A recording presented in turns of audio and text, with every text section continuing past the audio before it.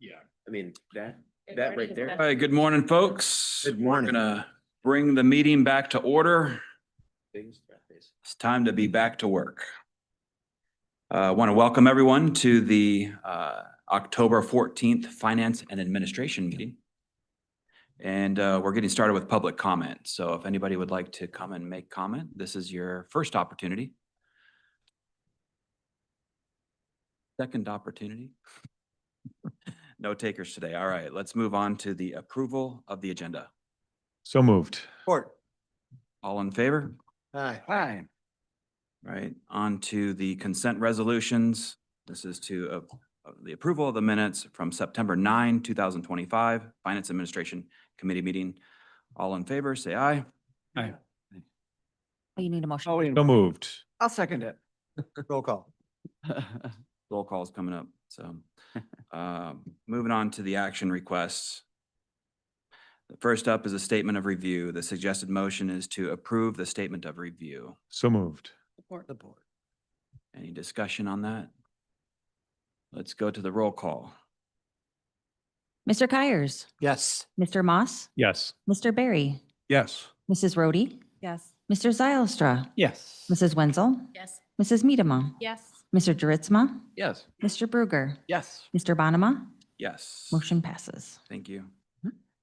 Number two is the accounts payable for September 1, 2025 through September 30, 2025. The suggested motion is to approve the general claims in the amount of $39,139,727.56 as presented by the summary report for September 1, 2025 through September 30, 2025. So moved. Support. Any questions? All right, let's call the roll. Mr. Barry, Yes. Mr. Bruger, Yes. Mr. Zylstra, Yes. Mrs. Wenzel, Yes. Mrs. Miedema, Yes. Mr. Moss, Yes. Mr. Juritzma, Yes. Mr. Kyers, Yes. Mrs. Rhodey, Mr. Bonema, Yes. motion passes. Thank you. On to number three, the MSU Extension Annual Agreement. The suggested motion is to approve and forward to the Board of Commissioners the agreement for extension services between Ottawa County and Michigan State University Extension for fiscal year 2026 at a total cost of $289,172. So moved. Support. Any discussion on this one? Commissioner Miedema. Yeah, I was just wondering if we could go through any things that may have changed between last year's agreement and this year's. Mr. Administrator, do we have anybody that could speak to that? I don't have anything specific unless. the Okay. director- Are you willing to come up and chat a minute? Welcome. Good morning. Good morning. I actually had a presentation that I could give, which might answer some of your questions. I could do that or just answer any changes that have occurred. Let's start with a question from Commissioner Miedema. There has been one change, and that is to the terms of termination. It was initially 120 days for written notice, and now it's 60 days. Any other changes? No? Okay, there weren't any additional staff additions or requests? No. Okay, I thought I had read something in there that talked about the possibility of hiring an additional staff member, but maybe I didn't understand that correctly. I think there was, maybe my question was on page 48, but it's page 2 of your submittal to us. It was under the optional part. Could you maybe go over, like, so because that's presented to us, what does that mean then if it's presented to us as optional? Okay, so just a moment. Let me grab my phone. Okay. Because it talks about funding for additional extension educators at 1.05 FTE. Oh, yes. Okay. That is actually for a couple agriculture and agribusiness educators that we have on staff. They're based right here in Ottawa County in the Fillmore location, and they offer small fruit. And let me pull it. I could actually do this presentation for you. It's very brief. Would you like that? Go ahead if that would be Okay. helpful to you. Yeah, that's Thank you. fine. Yeah, thank you for being willing. Okay.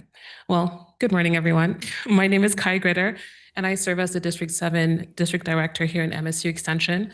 I cover the 4 counties in West Michigan, Allegan, Barrie, Kent, and Ottawa, as well as providing interim district director roles in Southwest Michigan for 3 counties, Berrien, Cass, and Van Buren.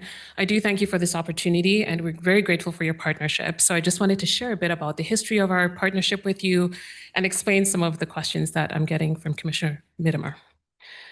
So our mission at Extension is to provide evidence-based and research-based programming in partnership with community organizations.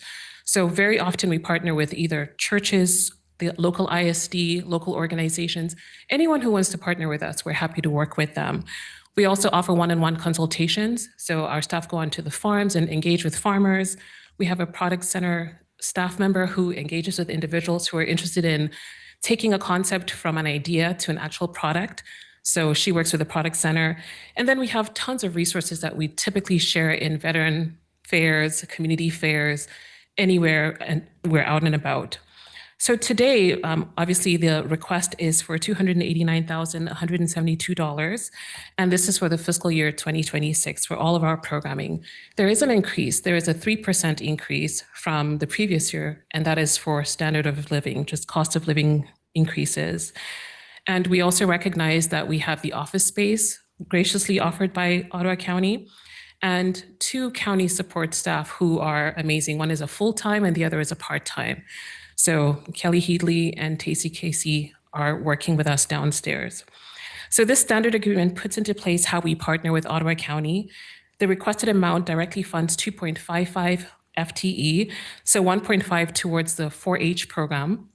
And then the 0.5 and the 0.55 is towards environmental quality and small fruit education from our agriculture and agribusiness staff. And that is detailed in page 3 of the MOA, as you mentioned. So I did mention the change in the terms from 60 days to from 120 days to 60 days. I was going to mention that. And as part of our partnership, we are committed to cost share and to just work as great partners to ensure that programs from all 4 of our institutes are represented here in Ottawa County. So we do believe that we bring a high return on investment as we engage in this cost sharing approach. We bring resources, our expertise, and programs to Ottawa County. We have 11 staff based right here in Fillmore. This is my home base. I live in Ottawa County in Zealand. And of that 11 staff, myself included, we have 5 staff from the Agriculture and Agribusiness Institute. They cover programs everything from a Christmas tree educator to a greenhouse, bioenergy, dairy, small fruit educator. And that small fruit educator is partly funded by the MOA. And then we have 4 staff who are part of our Community Food and Environment Institute.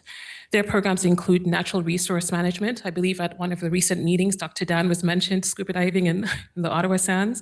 He does a lot with Great Lakes management. We have a staff who works for community food systems, product center, as I mentioned before, and leadership training. And then we have our 4-H program coordinator who is fully funded by the MOA as well. She works collaboratively with numerous volunteers, over 100 right here in Ottawa County, to oversee almost 1,200 youth within 36 clubs. And then finally, the Health and Nutrition Institute. We offer a variety of programs, including food safety, health and well-being programs, everything from mental health first aid to diabetes prevention and management, stress management, healthy aging programs. We had a rather robust nutrition program, but unfortunately, due to SNAP bed elimination, we have lost our staff who was here for 15 years. We do continue to provide health programming through the Health and Nutrition Institute, so we want to let you know that we will continue with that commitment. Now, just as a note, District 7, which I cover, has over 40 staff, and about 30 of those are program instructors or educators. If you're part of D7, this is your whole coverage area. Whether you're based in Kent County, Allegan, or Barrie, you can cover programming here. And we have a couple staff who do a lot in the diabetes realm and healthy aging who are actually based out of Barrie and Kent, but provide lots of programming right here in Ottawa County. So hopefully that provides a bit of insight into the nature of our relationship and the type of programs we offer. We definitely want to ensure that our communities are getting the best from Extension. And so we really thank you for your investment in us and in the work that we do. Thank you, Kai. Thank you. Any other questions? I got a thought for you. Sure. If I may. So the 3% increase. that Yes. Makes sense. I think to Commissioner Miedema's question, the report or the presentation with the word optional, it is a little bit confusing for me as well, reading that. I think, am I supposed to vote on something or not? So just a FYI, maybe if you have any thoughts on that, or maybe a different word next time would be great. The other thing that would be helpful, perhaps next time, is maybe a side-by-side comparison with this is what last year was and this is what this year is. And I know it's 3% increase, but then we can see that last year was 281,000 and this year it's 289, or whatever the math is. Okay. That way we just know that, what last year was and what this year is. I do have that number for you. Oh, awesome. Let me have all the notes. I'll grab that. And to give context for some of us up on the board, this is my first year approving this, so I have no context as to what last year was. Fair enough. Fair enough. I'm on the job for 3 months. And you are, yeah. And covering 3 districts and 3 extras by the sound of it, so thank you. Yes, last year we requested 280,749. Okay, there we go. So one comment, it would be historically, the optional staff have been requested and recommended. And so it does say optional, but historically it's always been exercised. And so maybe a different word could be helpful, but that's the context. Got it. Thank you. Thanks, Joe. Thank you.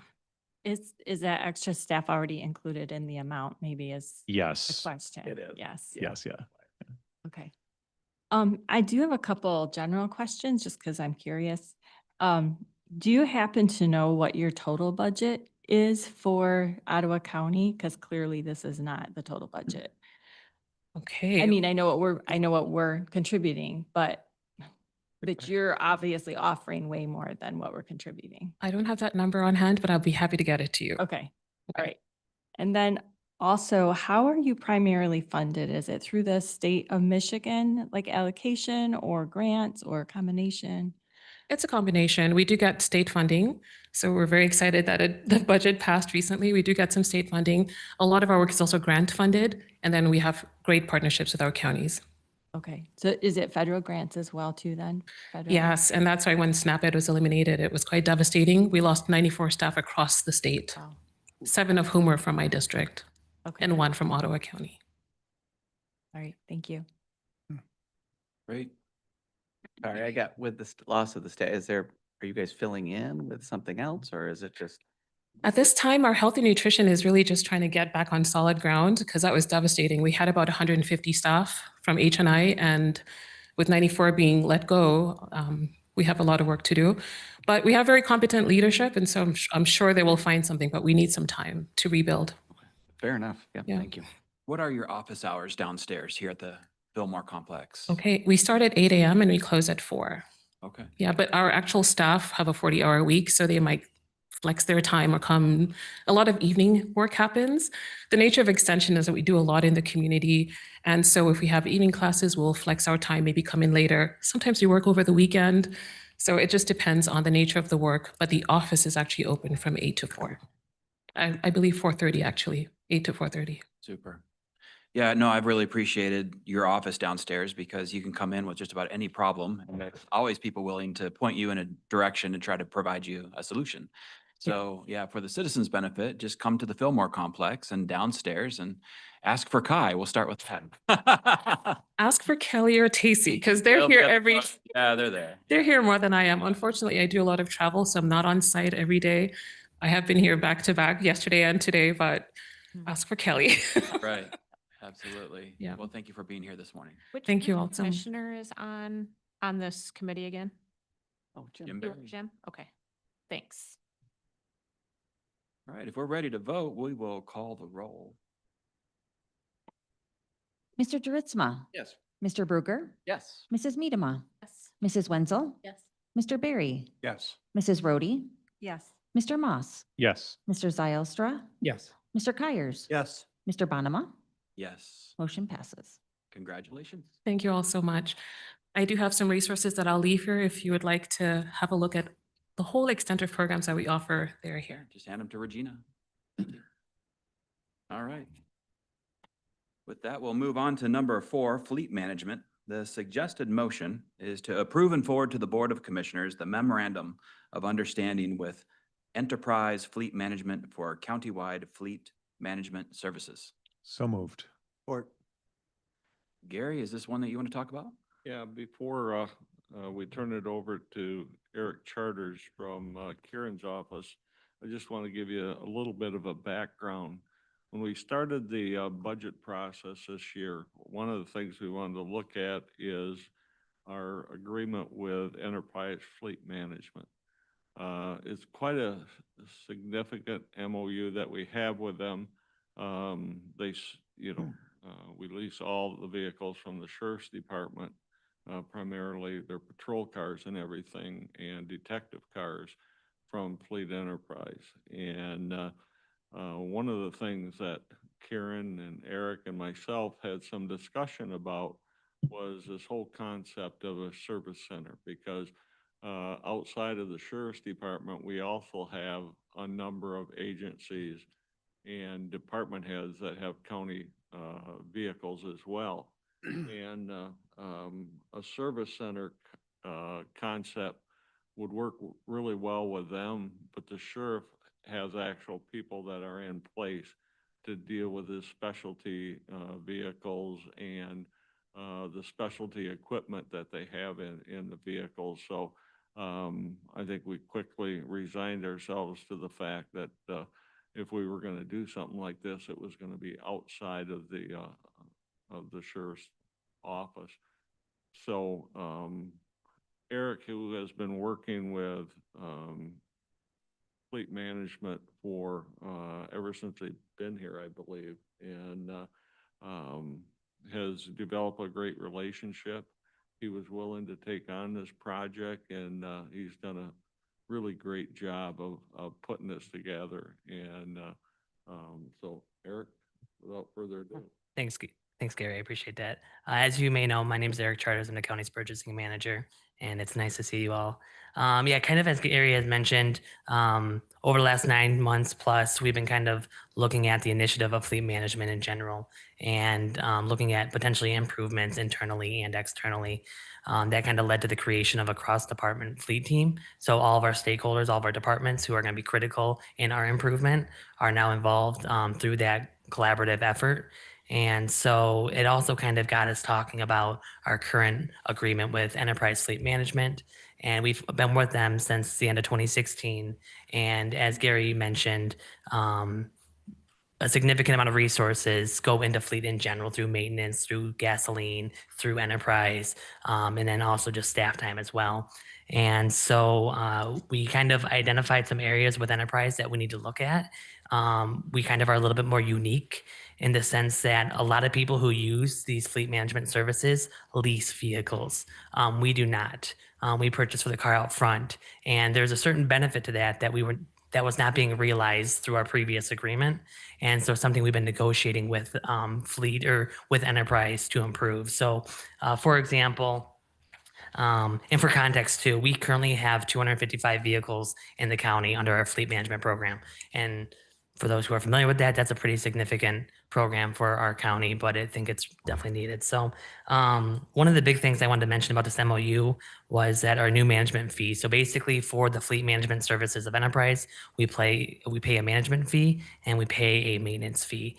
Now, granted, a lot of this value of enterprise is their access to their software, access to their knowledge, their people, and then being able to collect the data and then utilize that data for future use here at the county. So it's a very valuable software. At the same time, we got to be able to execute on using that software, that data, so to speak. So one of the highlights I want to mention here was historically our management fee was about 0.10% of the car's capitalized value per month. So for example, if we had a $45,000 car, we would pay $45 a month over a 60-month term.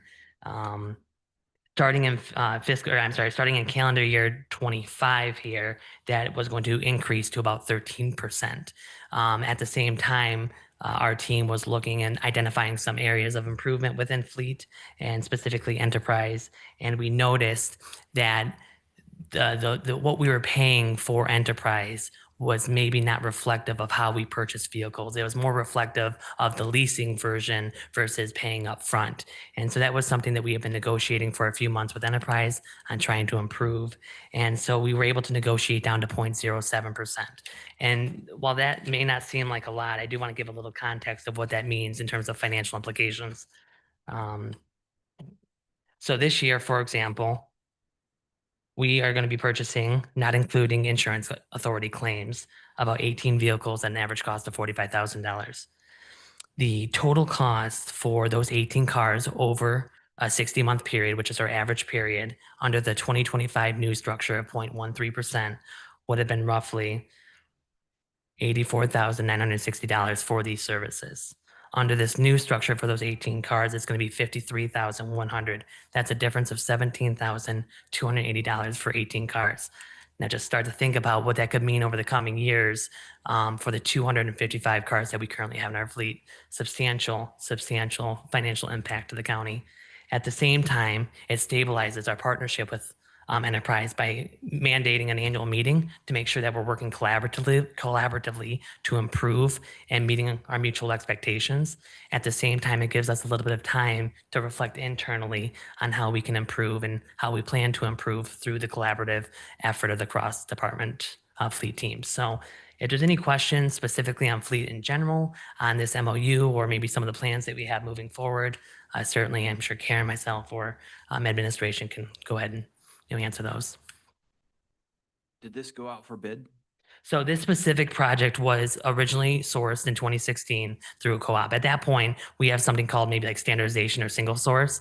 And so it's a lot of effort to get these items into the software, right? And not saying that we're maybe not open to something in the future, but the main purpose of this was to create stability so we can improve internally. And then maybe in a year or 2 years, whatever that looks like at the county, we can, okay, are we doing another bid? Are we going to another vendor? What that looks like.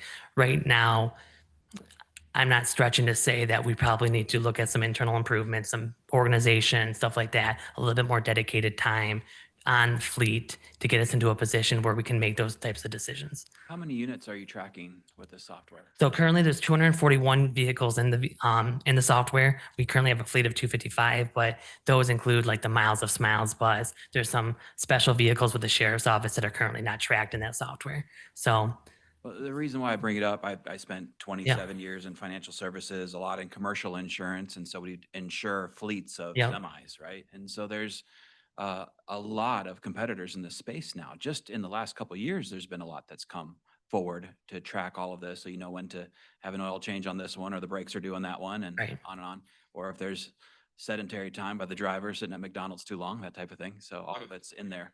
But the cost structure is astronomical in comparison to what I'm used to seeing in the insurance world. So, you know, usually you pay a flat fee for 0 to 25 vehicles and a higher fee for 25 and above, that sort of thing, but it doesn't come anywhere close to tens of thousands of dollars to Right. the client. Yeah, and so to kind of respond to that, I would agree there is a lot of people in the space. And when we were looking at this, I was doing research on other vendors as well. And don't think anyone's discounting the fact that that's probably an option for the next couple of years.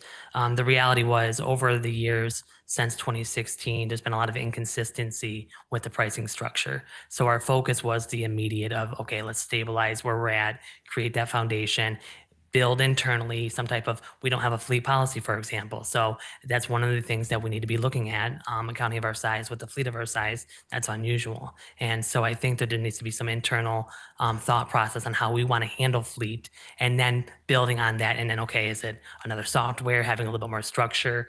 Another thing that I would say is the lease structure that we were previously under is very common. There's a couple of companies who follow a very similar fleet structure. The way that we purchase vehicles, which is of course cash up front, is a little bit more unique. And so we were able to look and research and also have transparent conversations with Enterprise. Because when I say our historics were 10%, what we were saying, or 0.10%, is we're seeing some vehicles coming at 0.063%, but at the same time, other vehicles coming at 0.15%. So we started asking the questions, why is it the case that sometimes we're paying 0.063% and not the higher, or paying the higher number, but not the lower number? And the reality was because over the period of time through this relationship, there was different managers through enterprise. And so they had put some notes on their system that, oh, these need to be treated like you're paying for the vehicle up front versus leasing. So I would not disagree that there's a lot of resources that go into fleet from a maintenance, from a gasoline, and from an administrative standpoint. And that's something I think we in administration, purchaser, fiscal services, and then also the cross department fleet team are very interested in improving. Yeah, Joe. I found it interesting. This was a non-exclusive, non-termed agreement. Was that on purpose? For the exact reason that, thank you for bringing it up. Yeah, so I specifically put that language in here. So that way, as soon as we have the capability or have the ability to go out and look for potentially a new vendor, or at the same time, see what's going on, then we're not locked into a long-term agreement. This was purely to stabilize where we're at, make sure that the value is being realized for how we purchase the vehicles, and then we can move forward together. So Excellent. thank you. Yeah, it looks like you're positioned perfectly to shop it. So Yeah, and I think you will. and I think also maintenance is a huge thing too. So that's another thing that I'm excited about looking into. So I just, thank you for the work you're doing, and I understand more of the big picture, stabilize, then look at opportunities in the future. Just want to point out, as you already did, but to highlight it, the management fee change, that frees up about every 50 vehicles that we purchase, we can actually purchase an additional vehicle at no extra cost. it's substantial, yes. So that was a substantial thing, so good work on that, thank you. Gary. I have to say, sitting in the meeting with Enterprise was extremely interested in a lot different than the meeting that we had back in 2016 when we went with Enterprise. It was just as I was exiting. So seeing what Eric, the relationship he's built with them and their interest to really stick with Ottawa County and service our needs was really important too. And I want to emphasize too that we went into that meeting in July with high expectations. The reality is, at the same time, we need to look internally and set ourselves to high expectations. At the same time, we can make sure that they're being, have high expectations as well. So, thanks, Gary. Yeah, this is very much an evolving landscape of providers here. So Yeah. yeah, I think it behooves us not to see who else is out there competing. It's going to be good for everybody. But Commissioner Miedema. I'm good now. Thanks, Okay. though. Thank you. All right. If we're good, then I think we can call the roll on this one. Mr. Juritzma, Yes. Mr. Bruger, Yes. Mrs. Miedema, Yes. Mrs. Wenzel, Yes. Mr. Barry, Yes. Mrs. Rhodey, Yes. Mr. Moss, Yes. Mr. Zylstra, Yes. Mr. Kyers, Yes. Mr. Bonema, Yes. motion passes. Thank you, Rachel. Number 5 is the Western Michigan Health Insurance Pool Dental Plan. The suggested motion is to approve and forward to the Board of Commissioners the resolution to change dental providers to Western Michigan Health Insurance Pool. So moved.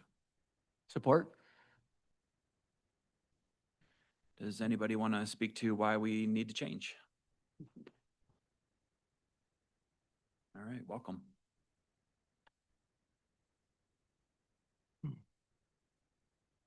Morning, Commissioners. My Morning. name is Kirk Babcock. I'm the Assistant HR Director for Ottawa County. And recommendation to make this move was because of, due to the employee surveys that we've received, there was a lot of need or want for orthodontia to be added to this program. We researched the different vendors, and with the pool, they not only provided the orthodontia and also lowered the cost for the annual cost for the county, with very little increase to the family coverage, which would be the one that would be used by the orthodontia the most. Great. Sounds like you answered that question. Anybody else? We'll have brighter smiles in Ottawa County. So that's great. Let's call the roll then. Mr. Bruegger, Yes. Mr. Zylstra, Yes. Mr. Kyers, Yes. Mr. Barry, Yes. Mr. Moss, Yes. Mr. Dritzma, Yes. Mrs. Rhodey, Yes. Mrs. Medema, Yes. Mrs. Wenzel, Yes. Mr. Bonema, Yes. motion passes. Number 6 on the agenda today is life and disability insurance. The suggested motion is to approve and forward to the Board of Commissioners the recommendation to change the life and disability insurance provider to Sun Life. So moved. Any questions on that one? Sun Life is a good company. I've known about them for decades. All right. I think we can just vote on this one. Mr. Zylstra, Yes. Mr. Bruegger, Yes. Mr. Dritzma, Yes. Mr. Kyers, Yes. Mr. Barry, Yes. Mrs. Medema, Yes. Mrs. Rhodey, Yes. Mr. Moss, Yes. Mrs. Wenzel, Yes. Mr. Bonema, Yes. motion passes. I'm excited about the next one. Number 7, exterior signage replacement. The suggested motion is to approve and forward to the Board of Commissioners the contract with Valley City Sign to replace the exterior signage on multiple county buildings for a total of $165,575. So moved.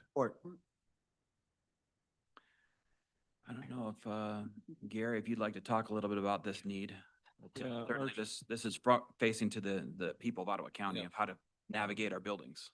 Our staff has been involved with the group that's been looking at this and put a lot of work into it and got a lot of recommendations from various sign companies and are satisfied with the contract with Valley City Sign. I believe that it's most of the county facilities that are going to be looked at.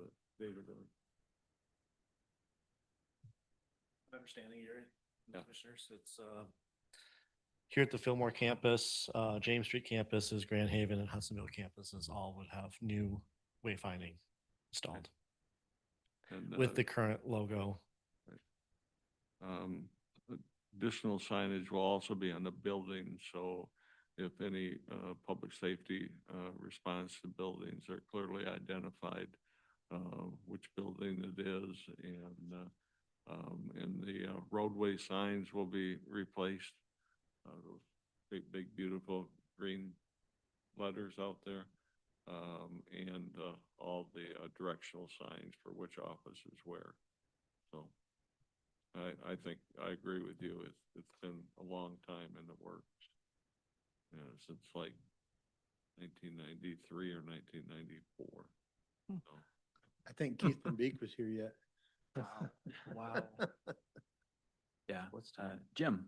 I just, personal experience, I know like the James Street complex, if you don't know where you're going, it's a little tough to find your way or which building you're trying to get to, or Mhm.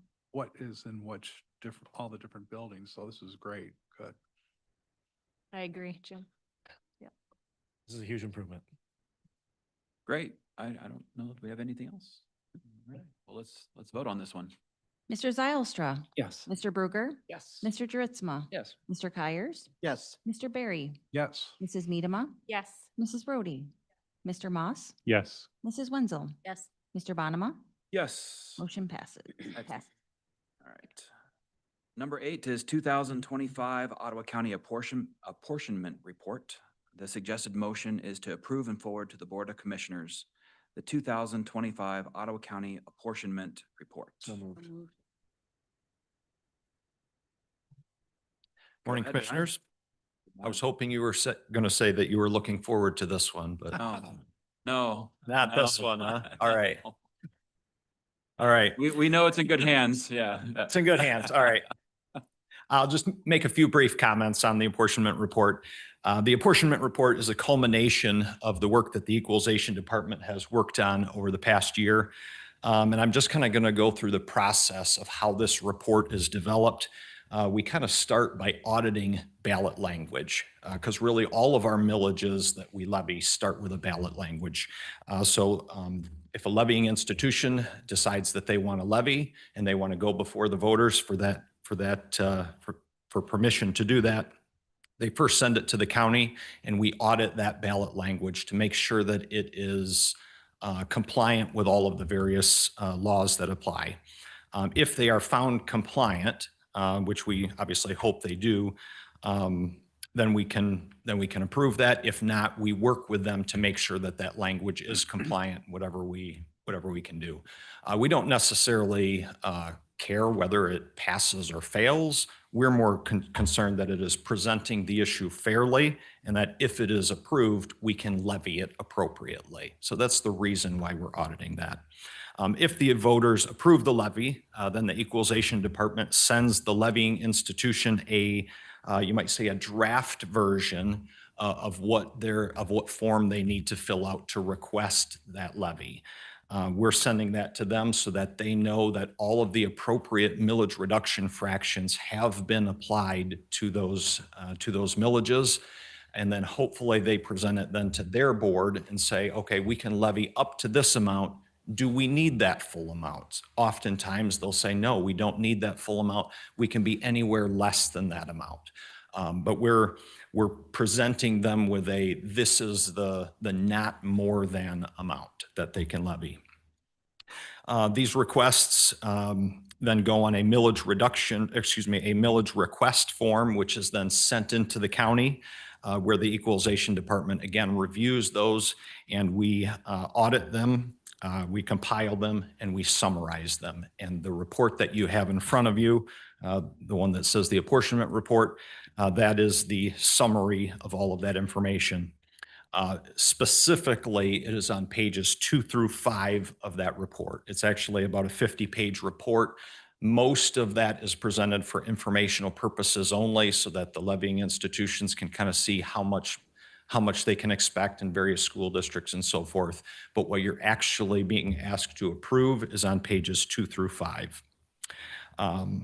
So you're approving this, again, per statute, because the Board of Commissioners need to vote to affirm that the levying institutions' requests are appropriately prepared and then authorize the spread of taxes in terms of the millage rates applied. So that is what you are approving, is that the millage rates are appropriate.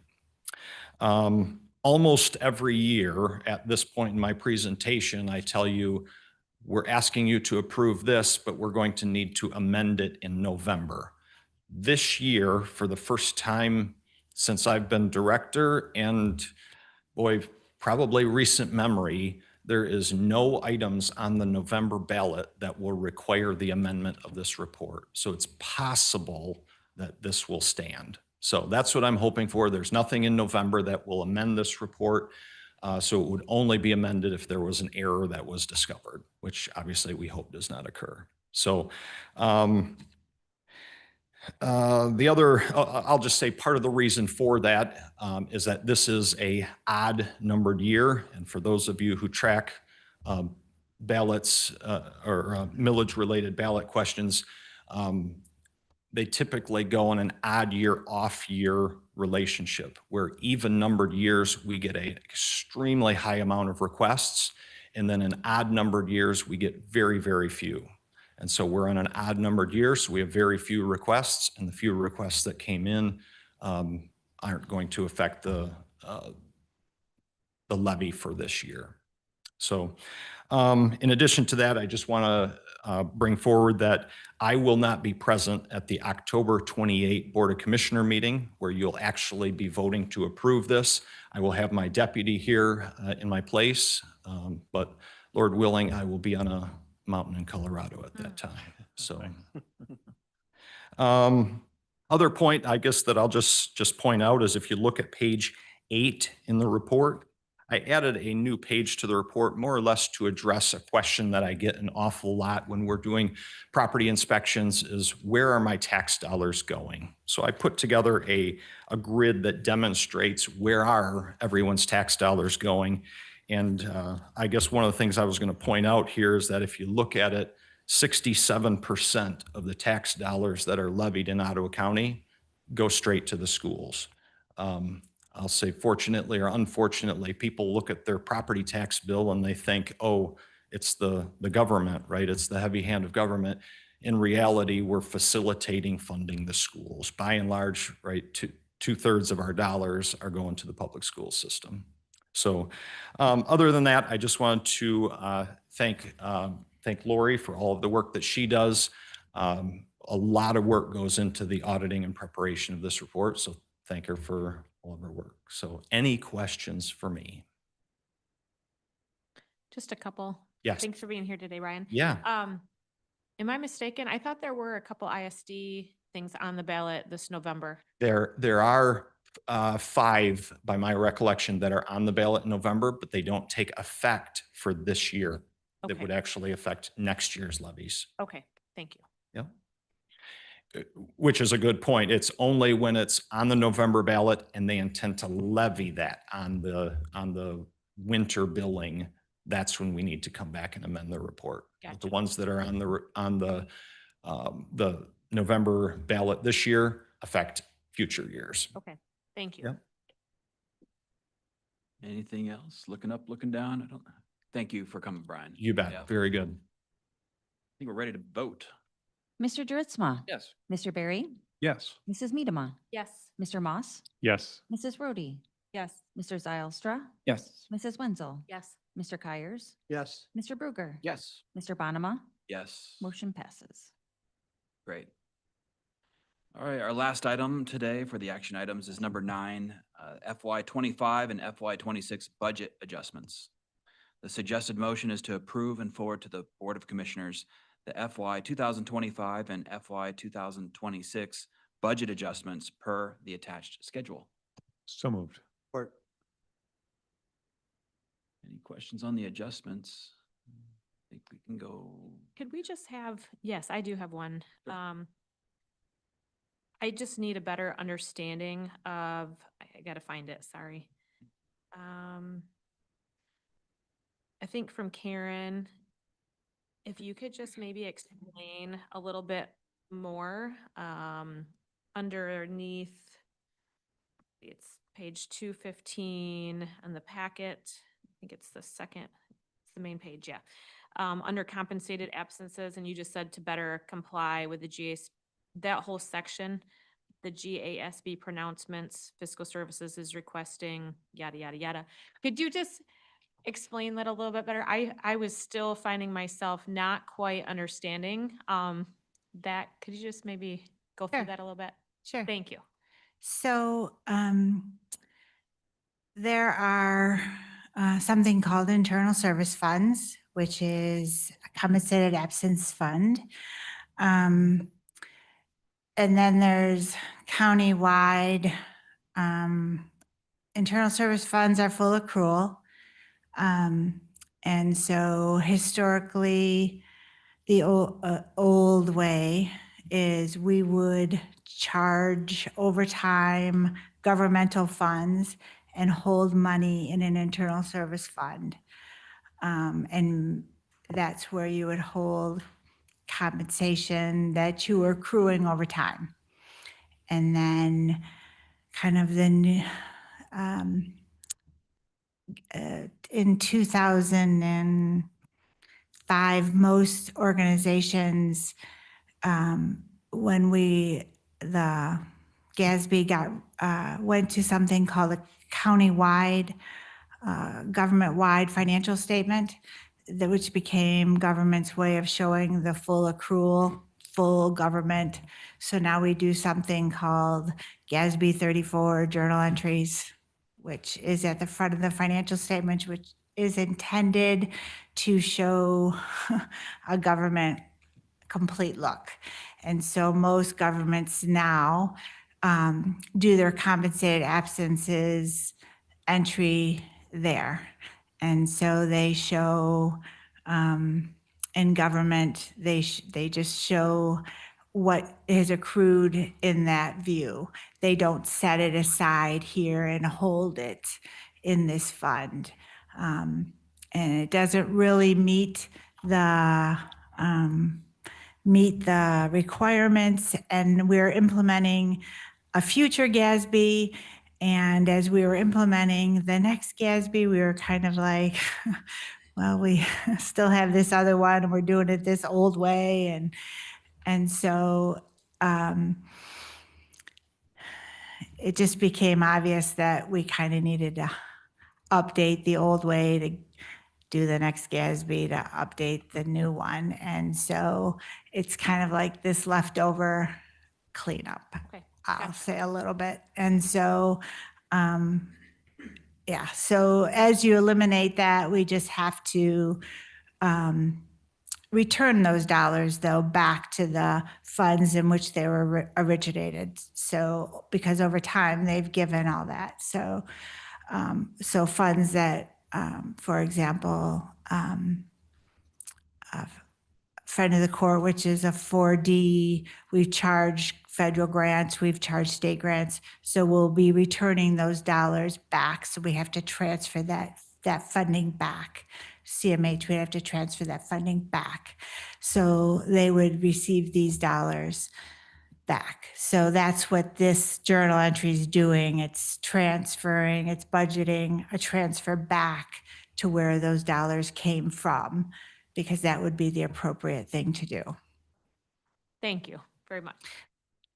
Very thorough explanation. Well, Thank you. it's basically going to show, it's not going to show it at the fund kind of budgetary level, but it is still going to, we're still going to show the liability. It's just going to be at that full accrual county-wide view, which is not a budgetary level. It is confusing, so I don't blame you. You know, a lot of us stare at this for years and we still don't. It's still opaque. Yep. But, you know, shortly, just to give a teaser for it before we vote on this, Gary's going to give us an update on the project that we've tasked him with to come up with a master list of our county spending, of what's mandated spending versus non-mandated spending, because we do have a new administrator coming in. And we're going to have a strategic planning meeting. And so we need to be able to have the ability to wrap our heads around these topics. And I think we just need new tools to do that. Not that they're all new. Some of them, I mean, like this one has been done before in the past. So I think Gary says we're blowing the dust off of it and using it again because it's a good one. So, but we'll get there. But yeah, update on that coming. Let's Thank you, vote. Gary. Mrs. Wenzel, Yes. Mr. Moss, Yes. Mr. Zylstra, Yes. Mr. Kyers, Yes. Mrs. Rhodey, Yes. Mrs. Medema, Yes. Mr. Dritzma, Yes. Mr. Bruger, Yes. Mr. Barry, Yes. Mr. Bonema, Yes. motion passes. Excellent. All right, that moves us on to committee reports. And the US EPA Grant Award, Becky is here, and we're proud of you, Becky, so we get to celebrate for a minute with you. Congratulations, welcome back. Oh, thank you very much. Yeah, we're pleased to have this. So this is just a for your information item. I conferred with administration on how we should bring this before the board, but this is a grant that we applied for in November of 2024. Announcements were made in May of 2025. During that time, I did their whole pre-application process, resubmitting documentation, submitting a work plan. They go through the review. There's been a number of delays. And so we just received the cooperative agreement that enables us to start the work. I don't know if other federal grants are like this. Other ones that I've encountered are not. This one, we received the cooperative agreement. It doesn't require a board signature or board action. Basically, inaction begins the grant agreement. So we receive it. And if we don't submit a notice of disagreement to the US EPA within 21 days of the date of the cooperative agreement, we're good to go and we do the work. So that's really, I'm just bringing to the board's attention that that is a step that's allowed. There's no signature needed, no other step necessary unless anybody would wish to disagree with it. That's just how this grant works. So I just wanted to make you aware that we are currently engaged with US EPA, barring a notice of disagreement. So, and just as a recap, it's a $500,000 four-year award for brownfields assessments, which will cover phase 1, phase 2 environmental site assessments, baseline environmental assessments, due care planning, cleanup planning, alternative cleanup, brownfield plans, a number of different items to help repurpose our contaminated or potentially contaminated sites. Questions on any of that? I just have a comment. Jim, this is Brownfield, which you're in and I've been on for a number of years and I'm stepping down. So thank you, Becky. This is exciting. You're welcome. It is We exciting. got one of these grants, what, 3 years ago, 4 years This ago? is our third award that we've Okay. gotten in Ottawa County. Yeah. So, yep, we had our first one in 2013, next one in 2020, and then now this one. And we do apply every single year for this funding. So, Yeah, we were pretty happy to get this award. It's our largest award. We had 400K, 300K, and now 500K this year to use. So the US EPA Region 5 Administrator did come to the area a week or two ago to promote and announce that we got this award. Rep Heisinger was supposed to attend as well, but he was unable to for obvious reasons. So yeah, so it's been fun. That's great. And then we have, at least in the Brownfield Committee, while I was there, we use these to help small business owners, for example, do an environmental test to cover the cost for an environmental test on a piece of property that they were looking at reinvesting in or expanding to increase their size of their business, employ more people. So Yeah. these are really cool little grants. Yeah, it's all about contamination, but one of the best parts, one of the best things you can have is to fund a phase one on a property and have it come back clean. Good to go. Go and work on that property. There isn't anything more we need to do. But if you need a phase two, then it lets them know, what am I in for? And how do I offset those costs? How do I get to, the level playing field? How big is the hole I've got to dig out of to use this property? So it's really good to help people plan around that. Yeah, thank you. Yeah, thanks, Josh. All right, thank you. Yeah, serving with you, I just want to say, serving with you over the last few years, I have grown to admire your fingerprints when it's on a project. I just feel like you have a very high level of competence in your space, and it always makes me feel good to know that Becky's approved of this and worked on this. So, Well, thank you very much. Thank you for your service to the county. I appreciate that very much. Thank you. I guess we can vote. No, I'm sorry. That was just that was a report. Thank you for the report. That's Cheryl next. Welcome. Hello again. So I submitted my report for September financials, investments. And as you can see, we meet all of our requirements in our investment policy. And we you can see in the pie chart graph where it has the open investments, we had a lot of money in the mutual fund. That happens usually at the end of the fiscal year.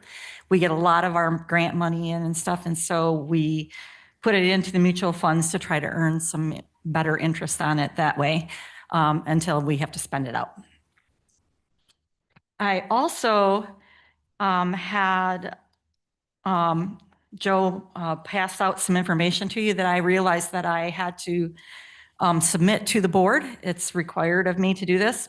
It's the foreclosing governmental unit report of real property foreclosure sales.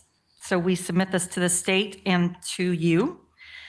This was the foreclosure year 2023. It was for the 2020 delinquent taxes that we foreclosed on.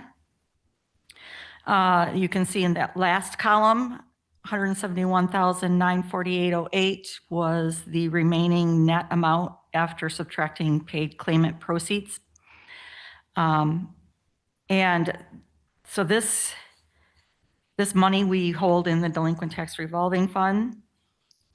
Let's see. Yeah, so we didn't have any proceeds claimed on that. So it's sitting there. We're waiting.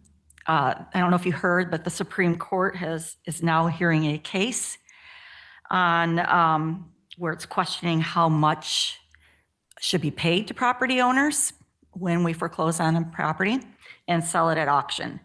They're debating whether it should be the auction sale price or fair market value price.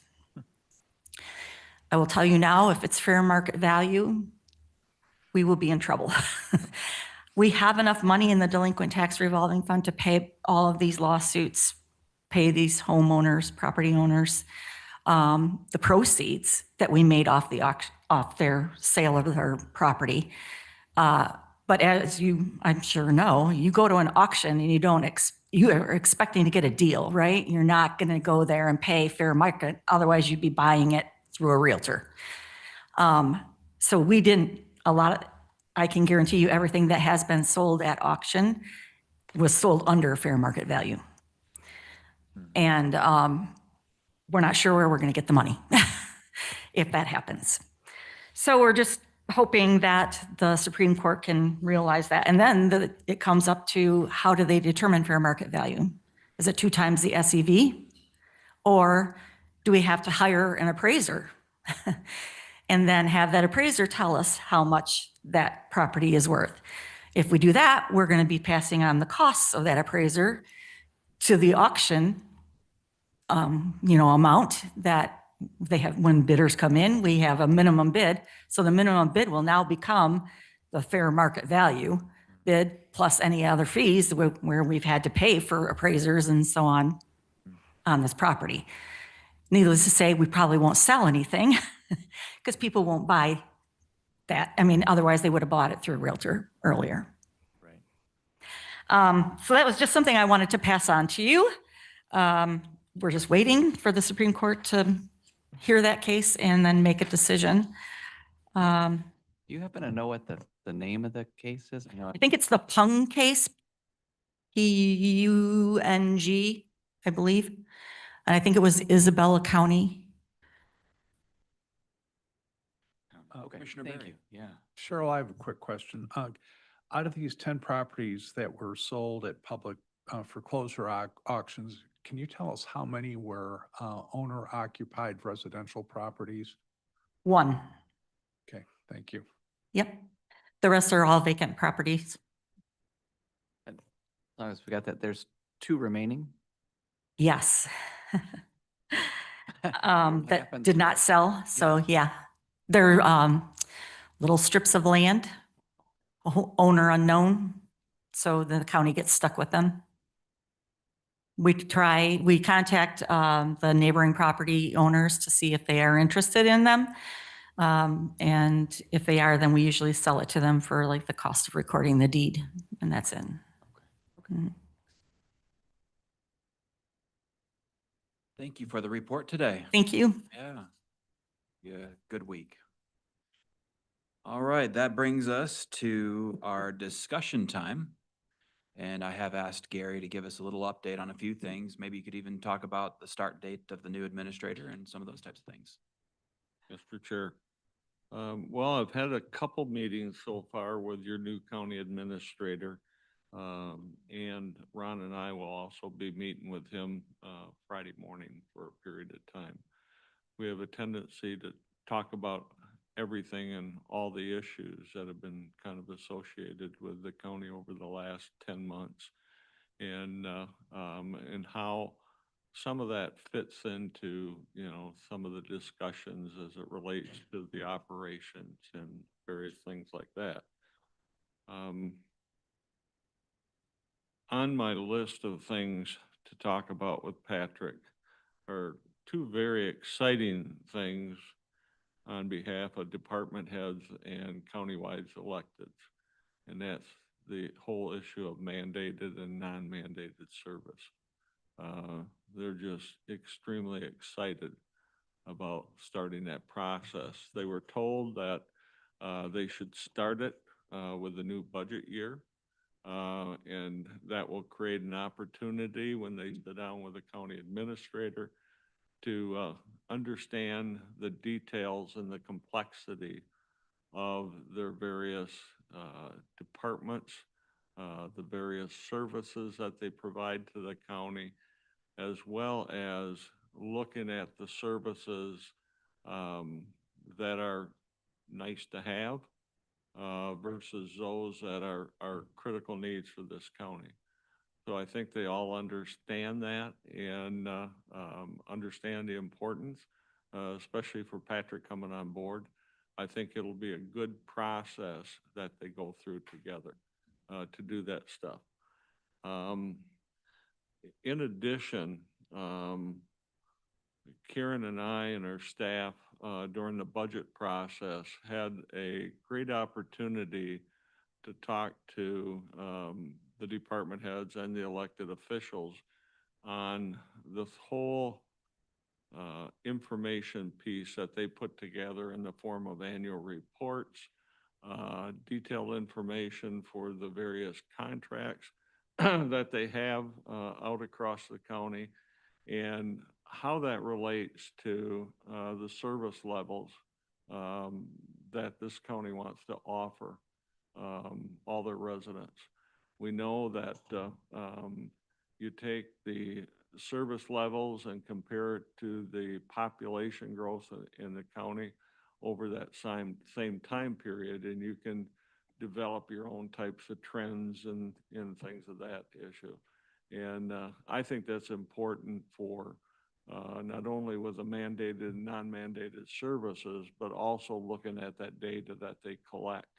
I mean, we pay big money for the data we gather, and I really believe that the reality is that you are going to have highs and lows, but there's generally some type of explanation for those highs and lows, and it also helps you build for the strategic planning process. And I know Patrick and I have talked about that, and you know, some of the things that should be on there, some of the things that may be on there as long range, you know, ideas for this board. But again, I think they have to be placed on there just for things that you can add to years down the road. Strategic planning is really a kind of a living document for this board and this administrator. And you should always keep on track with what your strategic ideas mean for the future of this county. So other than that, you know, he's going to be here on the 27th. We got kind of a full week planned for him to get him out and about and meet with department heads and the elected officials for some meetings. And he's going to spend some time with Ron while he's here. And yeah, we'll educate him. I'm sure when we walk out the door, staff will educate him even more than we have. So I'm very confident in the group of people that you have on board here that'll, you know, offer him the assistance he needs. So. When as your, or Ron, if you could remind us when your last anticipated day is, and Gary, what the likely transition is again with your. Well, like I told Ron, he's got to be out of here the 31st because I need a place to sit. And so, but again, I'll leave that decision up to Mr. Waterman. You know, I don't want to hang around here just to hang around. You know, if there's some task and some specific things that he would like me to help herd people in the direction of, you know, I'd be more than happy to do that. But again, I'm very comfortable with the group of people that's already in place to start surrounding them. That's great to hear, Gary. Coming from you, that means a lot. So it's good to know that the county's in good hands as we go through a period of transition. So, yeah. All right. Anybody else have something? Yes. Yeah, great. Thanks, Jacob. Appreciate that. Kind of sent an email about some of my concerns about a recent posting out of the administrator's office for an administrative analyst. This is not a position that we have approved per se. I know there's an old position that was sunsetted in some fashion, and this is reconfigured to be a different position. You know, my concerns on this are kind of legal and then flowing into more practical, right? You know, there's a couple MCLs, 141-437, which says a deviation from the original appropriations requires an amendment to the Appropriations Act. And then MCL 141.439, which says any amendment requires action by the board, right? So, I mean, I looked at how the state, you know, defines appropriation. They define it as an authorization granted by a legislative body to incur obligations and to expend public funds for a stated purpose, right? So the way I interpret that is that, you know, we're spending money on specific things. We're not simply just giving departments a lump sum on a block basis. You know, we're not just saying, health department, here's $14 million, do what you want with it. You know, we approve positions with the budget. We approve positions throughout the year. I think, you know, if we weren't to do that, any department could say, I have money, I'm gonna, this is maybe to Joe's concern, maybe like, we're gonna have a diversity and equity analyst in our department. Well, how would we stop that? We wouldn't be able to, because we're not, if we're not exercising the authority as a board, then any department, whether it's the administrative office, could come up with what they want, and the board wouldn't have any, oversight over, those positions. So that's kind of my concerns, and I don't know if anybody has the same concerns or, tangential concerns, but. Thank you for bringing that to the board. I saw you pull the microphone side. Sure, I'll just add a comment, I guess. I mean, so I'm not aware of all the details of this issue, but I guess my one comment would be, I believe the board has always approved new positions. So. Right, and my that's my concern, is that this is a new position, in my opinion, and we're not approving that position. I have some issues with that position specifically, but I guess my question to the administrator is why we're not being asked to approve that position. I hate to disagree with you. You may, no problem. I know, and I have, and again, I don't view that the same way you do, Okay. Commissioner Zylstra, and I think you understand my position. This is a position that we've had for 12 years. And it was time to change it up. Right.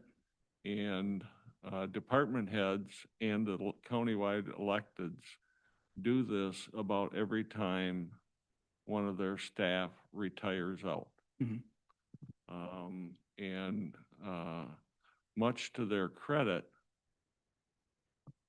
and much to my discussions with board members over the last 10 months, is those would continually come to this board for increases.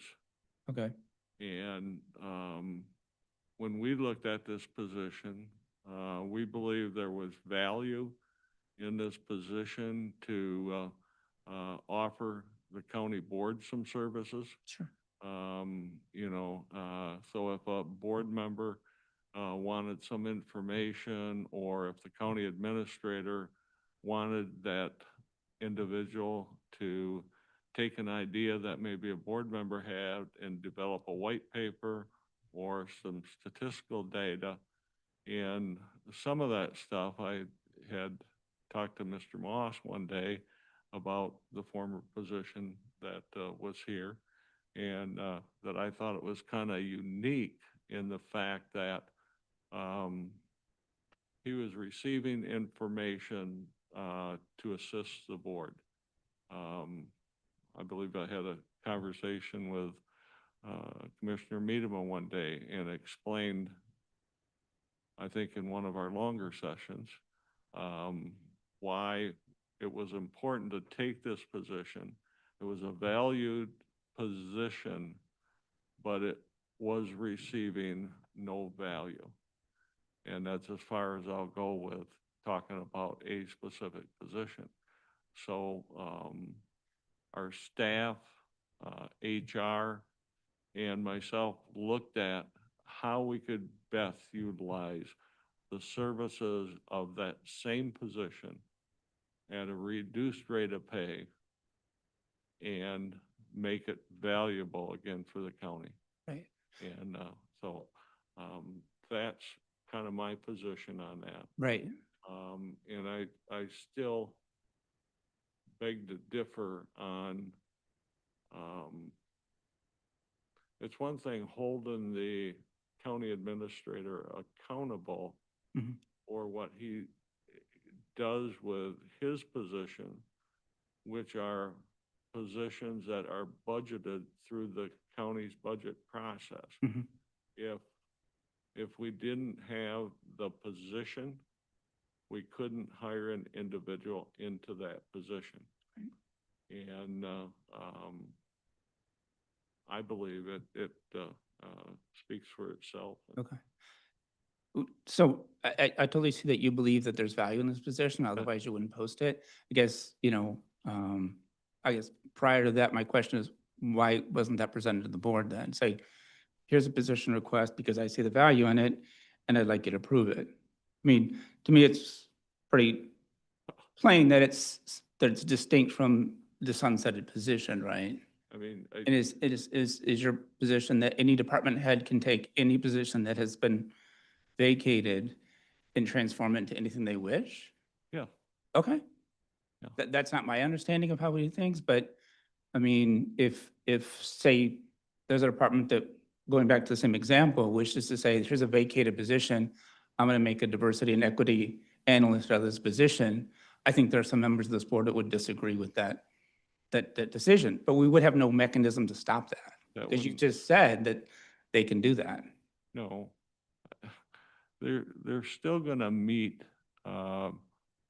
the criteria for that position. They may make it or hold it responsible to do some other things than it did for the last maybe 15, 20 years that individual has been in that position. I mean, I've been pretty proud of the department heads over the years that have continually done that. Right. And they've done it based on the budgeted positions. When we approved the 20-some positions for this FY '26, Mhm.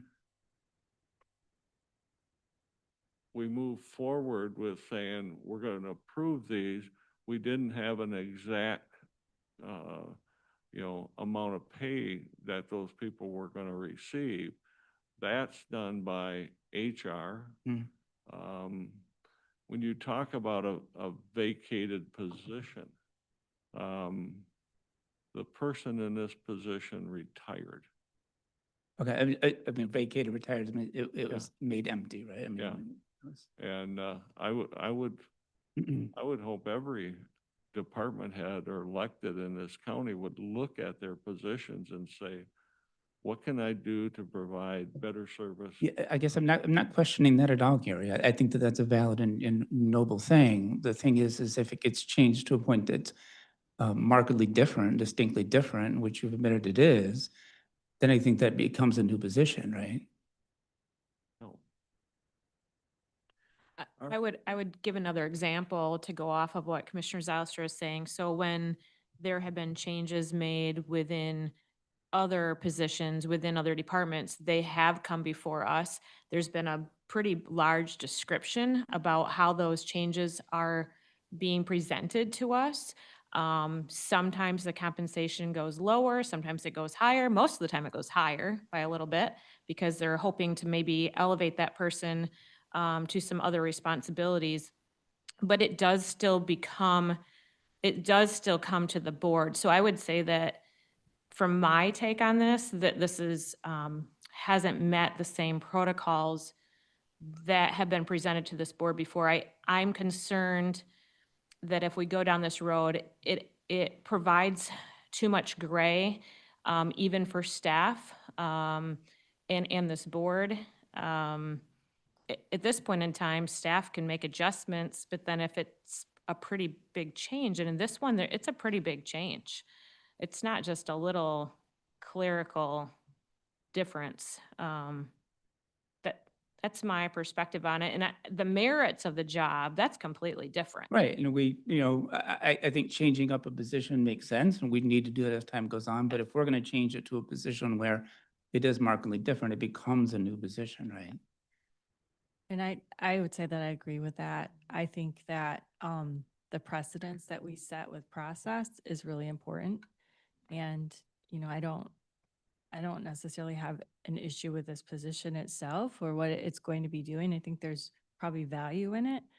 But I do think it is important, the process that we undergo to make these changes so that in the future, we're not laying out a path of not being transparent about what we're having staff do. And I think, it's just important because if the administrator is doing this, then what happens with our department heads? Are they held to the same standard? Can they do the same thing? So my concern would be the precedence this would set. Good discussion today. Do you have anything more to So add? My question is,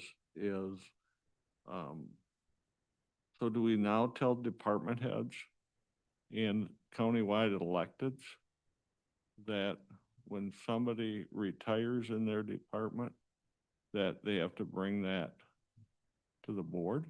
If there's a substantial change in the position, like for instance, I think about strategic planning, they have someone who's retired and they're going to be making some changes to that position. That might have been like an hour type change, so maybe, that's money involved, but if there are changes to to the function of the position, then I think yes.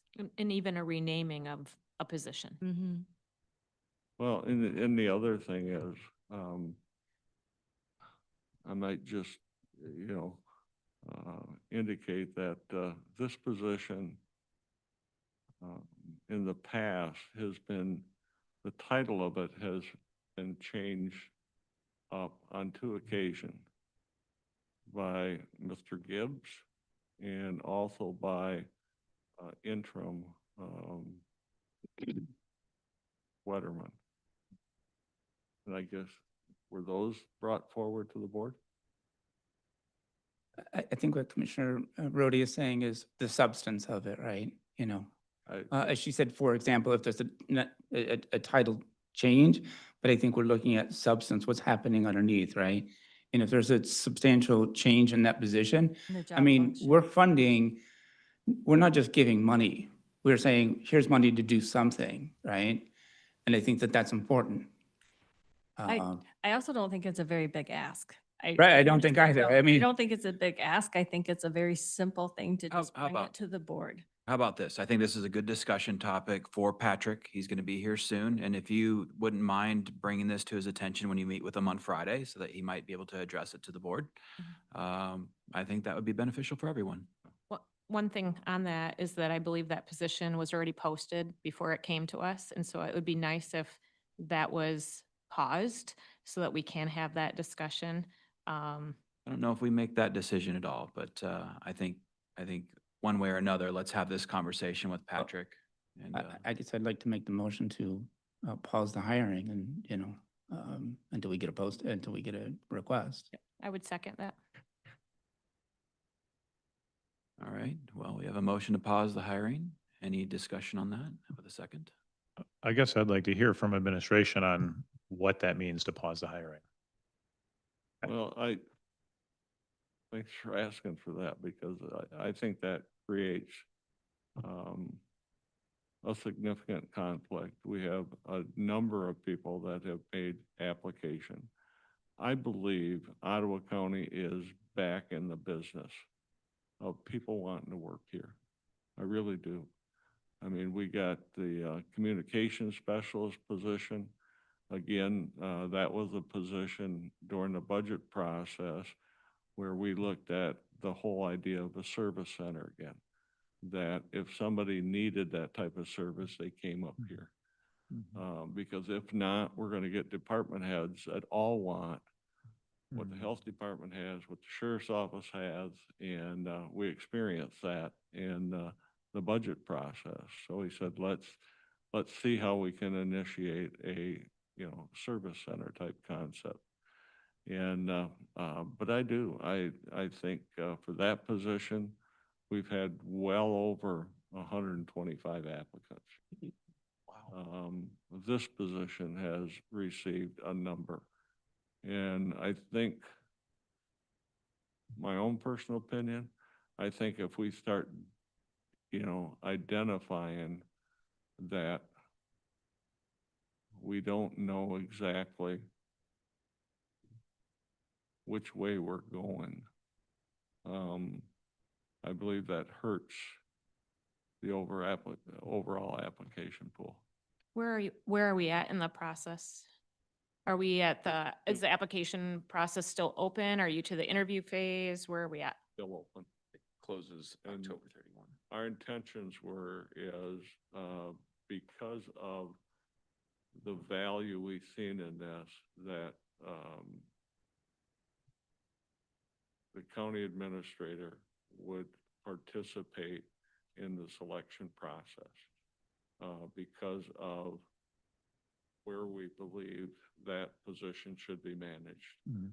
and for not only the administrator, but also for the Board of Commissioners.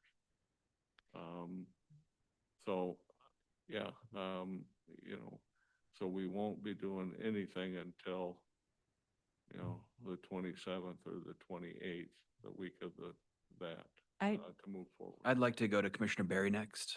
I just have a feeling with, I don't know exactly how many employees we have, but it's got to be over 1,200 to 1,500 employees. There's got to be a certain amount of flux in the employment base in just normal course of business. And I think every time you fill a new position, even if it's still that position, you're looking for ways to improve or respond to the immediate needs. Things have changed. Yeah, I would like to have department heads with the flexibility to be able to make adjustments and fine tune the talent pool that they're working with. I guess we seem to have a question here of what's the trigger point that has to come to the board, and what should be to the discretion of a department head to run their department. I don't know a lot about the details on this specific situation, but it sounds like it's not a budget item, it's just job title. So, Yeah, could I add on to that? Sure. That's my understanding at this point. It also sounds like there's a little bit of a unique history to this role or position that's been in administration. So I don't know all the details. I do know there's pretty specific and lengthy process with HR. I don't know what all that is. I don't know how the positions exactly get created. I know there's job descriptions, there's step analysts or analysis, there's all sorts of things. So personally, I think we are looking for a trigger point. I don't exactly know what it is. In principle, I'd love to have clarity on it and also have things come to the board when it's necessary. I know that we have reached out to legal on this and that they have said that they feel this is inside of the realm of the responsibility of the administrator to do this. And I understand there's disagreements with that.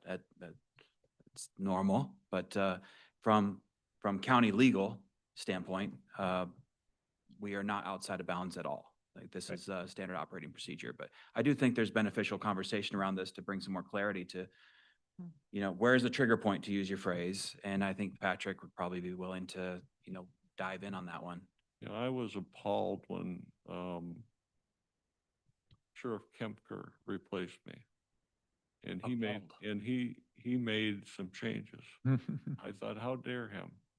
And Sheriff DeBoer has done the same thing when Sheriff Kempker left and some of his staff left.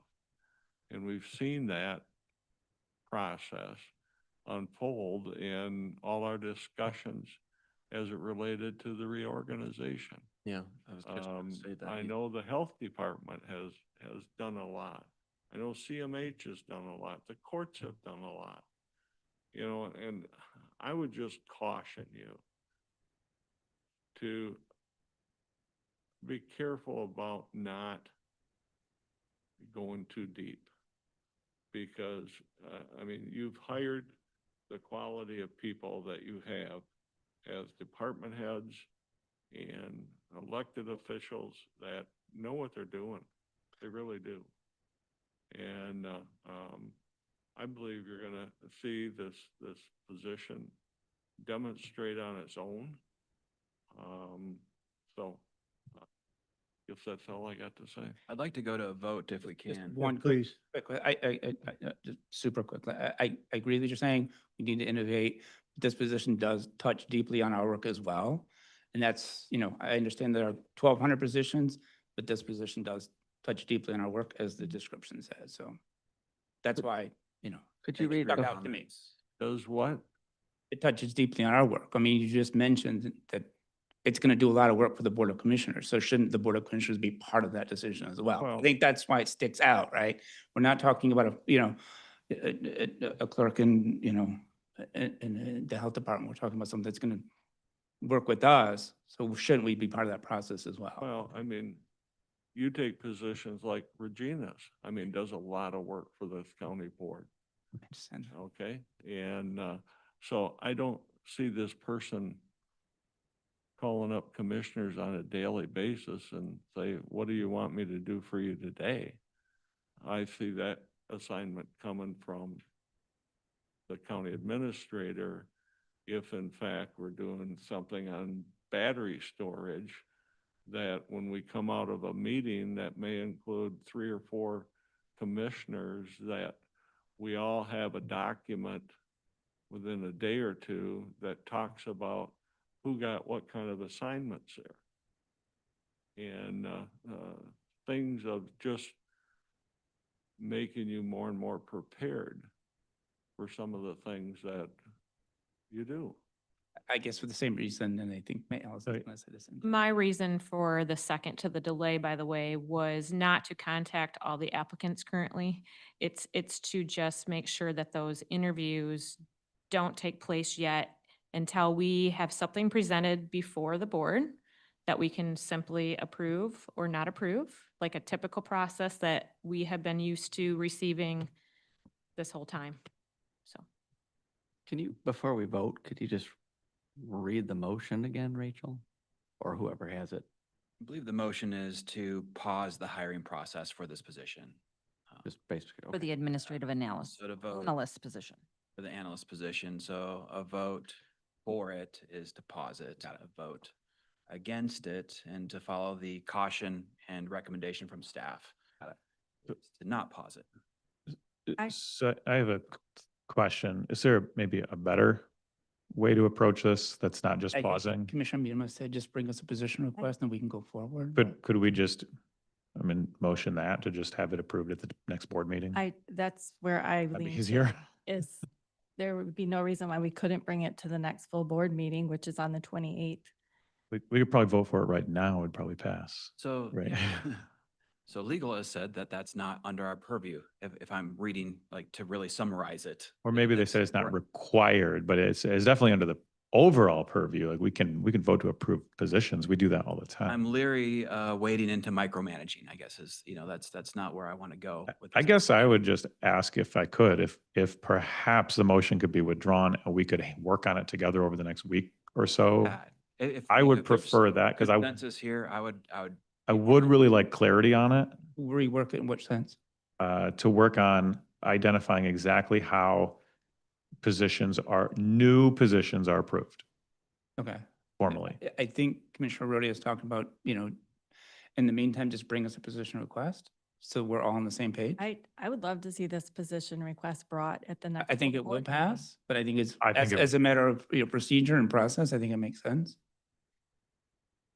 I don't think we need to vote on this today. That's my personal I opinion. agree with that. Okay, I'll withdraw the motion then. All right, the motion is withdrawn. Anything further? I would just ask then if there's a request that it make it onto the next agenda, that request be taken seriously. Curious how we do that because I'm not interested in reviewing the position at all in the context. So I guess we need to have a motion to add it to the agenda or something? I Well, don't, Well, John can just add it, I guess John could just yeah, add it it. can just be added. but I don't think all the questions are answered. So it'd probably be easier to work the next week or so here to get any more details, especially because HR is not at the table. Scott or someone else can answer any questions about that. I guess how I'm hearing this, though, this is just going to get lost in the shuffle. I'm not hearing that Commissioner Zylstra is concerned that he brought forward. He asked for it to get added to today. I'm not, with all due respect, I'm not hearing that happening within the next 2 weeks unless there's another motion that's made today. Well, let me be clear because I thought I'd spoken to the microphone, but I did ask Gary to meet with Patrick on this on Friday to help bring some more clarity as to where the trigger point is on this so we can have a more informed decision around this. So that would be the next step from my point of view. I think a more appropriate discussion for the next board meeting would be on our policy of when a position change or a job description change does need to come to the board. I am a little hesitant of putting this specific case on the next board agenda because of potential precedents that it sets. I think an overall discussion on the policy would be more appropriate. I think I have the opposite concern that not doing it also sets a precedent. Yeah, may I just share While that we're reviewing the the- position that we had currently, that the individual was in that one, my understanding, and it can be corrected if I'm wrong on this, is that she would have had to apply for this position because it was so different. So to me, if an employee has to resign from their previous position, and then they would have had to apply for a new position, that means that this position is not the same position. Well, maybe that's the defined trigger point. So that's part of the discussion, right? I mean, that's where we need to get, is to identify that. Can I offer a motion kind of in line with what Commissioner Brody is saying, is that we have, before we fill this position, we approve the request. That gives you all the time frame you want. It gives Patrick the time frame he wants, but it also addresses the issue that both, Commissioners Meadam and Brody have said, like, no, we can't just, back. But what if we determine this doesn't need approval? That's going to be a longer discussion, right? But that would make your motion inappropriate. If you make a motion to not hire anyone for this position until it receives approval, but we determine it doesn't need approval. I don't think our timeframe's in jeopardy, though. You could keep the position open at this point. It's open until the end of the month, so we have time to come back to this at the next board meeting and make a decision on it. You don't have to even shut the position right now. I'm totally agree with you, and I'm totally supportive of having a discussion on the overall policy. I'm just saying I don't know that we need to have a discussion on this specific circumstance for precedence issues. Is this position going to potentially be filled before the next board meeting? No, it's the 30th. Probably not. Right. So I don't see the sense of urgency to do a motion before we know exactly what the field looks like.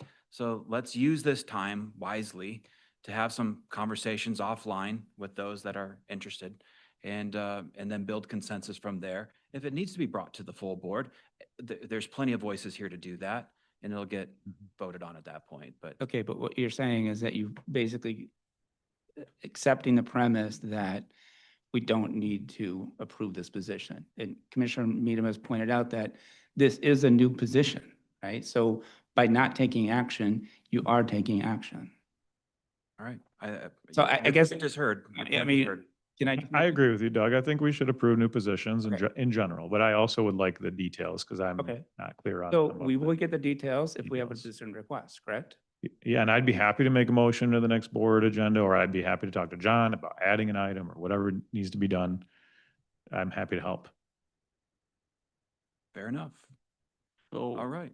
So when a department head or a countywide elected comes and says, I have a retirement and I want to change this position up, that position's got to come to the board?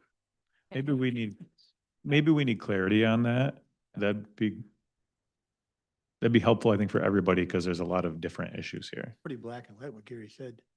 Yeah. What's I that? mean- That I mean, it's already a budgeted position. it's budgeted dollar-wise, but it's not budgeted purpose-wise. And I think we were doing both. We're not just saying, here's $100,000, spend it the way you want. We're saying, here's $100,000 to do X. And I think if we're not also doing that part, we're not doing our job. So that means a significant involvement by the board. No, I think a position request could have already been written for today, right? It's not, I don't think the remedy is that difficult. And I. See, like this I is where said- I don't know the details, but I do know we've approved many positions in the last couple of years. So I think we should get some more details and go from there. And that will happen. I believe that will happen. I appreciate, Doug, you bringing it up. Yeah. I think it's a good conversation to have, and I think I agree with a lot of your Okay. your premises. Well, I do hope then by next board meeting, we have some more clarity. I would hate to, just as Commissioner Georgesma says, I don't want this person to go this way. I also don't want the person to go this way, that we've, had this discussion and we don't do anything, therefore sets a precedent for an administrator, department heads to say, here's a vacated position. We're going to retweak it. We're going to, change it substantially. It's going to do something different. But the board, you have no oversight over that. And I think that that's a very slippery slope, so. I think a department head that would take action that was cross, that would cross board intentions probably wouldn't be a very good idea. I mean, I'm assuming the department head is going forward with the responsibilities they've been given, and they're trying to find the best way to go forward with that. And sometimes the retirement does create that opportunity to make an improvement or an adjustment in responsibilities. Again, I haven't seen the job posting to know what the job description is or what the job description was for the person retiring. But Josh kind of alluded to this. I'm not interested in micromanaging a lot of internal stuff within a department. If we set the policy, I want the department heads to execute it. Very good. We've been told that DSI is going to change up a job description of a future retiree. I suspect that better come to the board then. If that's what I'm hearing. I don't know if you're being sarcastic or like, yes, I would hope I'm not. so. I mean, I would hope that it would, right? I don't see any issue because really the remedy is not that hard. I agree with you, Doug, 100%.